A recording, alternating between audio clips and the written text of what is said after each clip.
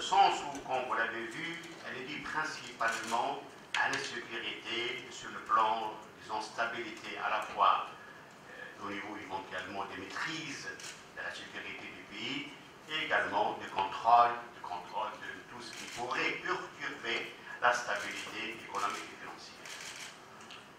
Je pense que c'est un souci qui est partagé par l'ensemble des intervenants de la population tunisienne. Le souci de la sécurité nous habite tous. Nous en avons fait tous une priorité absolue. Le ministre lui-même avait déclaré que devant la sécurité, tout doit éventuellement laisser dans un second plan. Et cette prise de conscience, à la fois gouvernementale, nationale et populaire, pour effectivement espérer est-ce que nous arriverons progressivement à maîtriser un peu de choses, bien que c'est difficile. Avec le terrorisme, quand il s'installe dans un pays, il s'installe pour des années. Donc il ne faut pas être pressé, mais il faudrait mettre en place des plans d'action qui touchent un peu tous les aspects afférents à la lutte contre le germe, n'est-ce pas, de cette activité terroriste, qui d'ailleurs, malheureusement, se complique par la situation que vous connaissez en Libye. La Libye est un pays instable à la frontière de la Tunisie et c'est un facteur très perturbateur. N'empêche, c'est une contrainte qui conditionne l'avenir du pays et à laquelle, je ne sais pas, tout le monde doit effectivement s'y mettre pour essayer d'atténuer ses effets. Le deuxième message, c'est effectivement inquiétant que dans notre zone maghrébine, je ne parle pas des pays de proximité, l'Europe, éventuellement les pays asiatiques qui sont un peu plus loin, nous étions toujours le premier, nous étions cités comme modèle sur le plan compétitivité et performance. Maintenant, nous sommes à la lanterne rouge. Dans le Maghreb central, le Maroc est devant nous, l'Algérie est devant nous, et c'est quelque chose qui pose problème dans le sens où ce classement, bien qu'il est indicatif, il ne faut pas peut-être lui donner plus d'importance qu'il ne le mérite, mais n'empêche, c'est un signal pour les investisseurs étrangers qui pourraient considérer que le moment maintenant pour la Tunisie est un moment critique et qu'il peut-être y a d'autres destinations plus intéressantes, moins risquées pour y investir, donc pour faire des projets, donc pour qu'il y ait de l'emploi. Nous devrons très rapidement, n'est-ce pas, agir pour retrouver au niveau au moins du Maghreb central notre position de leader. Et le troisième message, c'est qu'au niveau des SE, nous avons toujours considéré que pour que le classement de la Tunisie s'améliore, il faut agir à trois niveaux essentiels. Ces trois niveaux, nous les avons cités dans la plupart de nos manifestations, la plupart de nos séminaires. Et le premier, je l'avais indiqué, c'est de rétablir la confiance. Rétablir la confiance, ça veut dire qu'il faut que les agents économiques, les soins tunisiens, anticipent une évolution positive pour la Tunisie. Cela passe par le gain, n'est-ce pas, de la bataille contre le terrorisme et l'installation de la sécurité. Cela passe également par l'instauration d'un système politique permanent, stable et viable, efficace. Cela passe également par un message qu'il faudrait faire positif pour les politiques des affaires afin qu'elles puissent entreprendre des investissements et engager des actions. Malheureusement, ce n'est pas encore atteint, mais je pense que c'est dans la voie. Vous savez que les élections vont se dérouler très prochainement. Nous espérons qu'il en sortira un gouvernement stable pour 5 ans, qui saura maîtriser un peu la sécurité et mettre en place des réformes permanentes et pérennes. Nous espérons également que la manière de gérer, n'est-ce pas, la chose politique intégrera d'une manière plus importante les considérations d'ordre économique.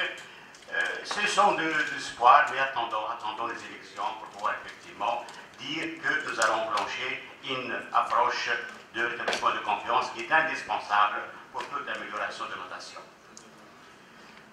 La deuxième idée force que nous avons développée et laquelle nous tenons encore, c'est qu'il n'est pas possible d'espérer une amélioration de la note de la Tunisie si nous ne rétablissons pas les équilibres, n'est-ce pas, macroéconomiques. Vous savez que la situation maintenant est critique en Tunisie. L'inflation dérape, le déficit budgétaire, c'est de 8%, même plus.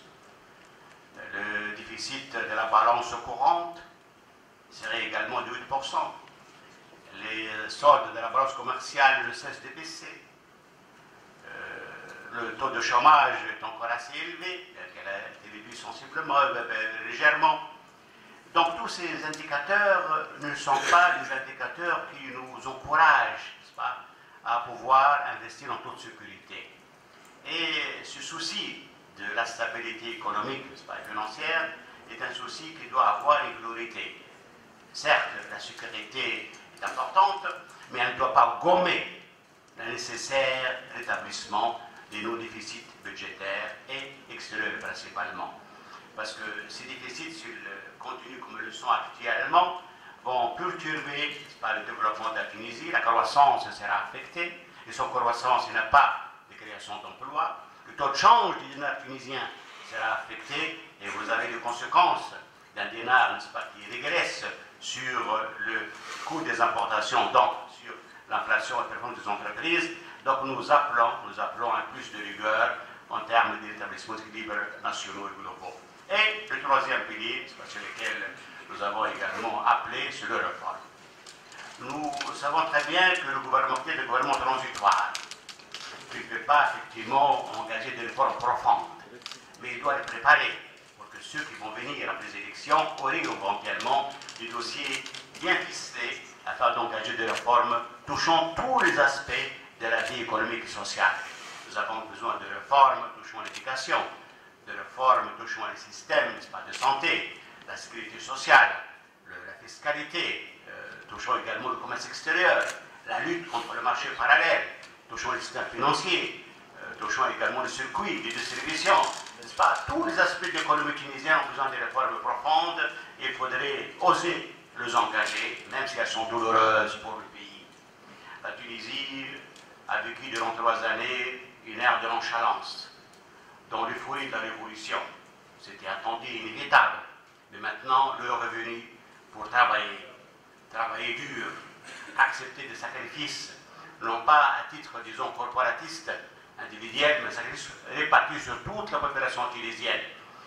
Nous devrons maintenant comprendre que fini la période de laisser aller. Vous savez, parce que la dette que nous avons contractée ces 3 années pour équilibrer nos finances, il faut la rembourser un jour. Et les délais de grâce nous ont été octroyés vont venir à échéance. Les années 2017, 2018 seraient des années pénibles.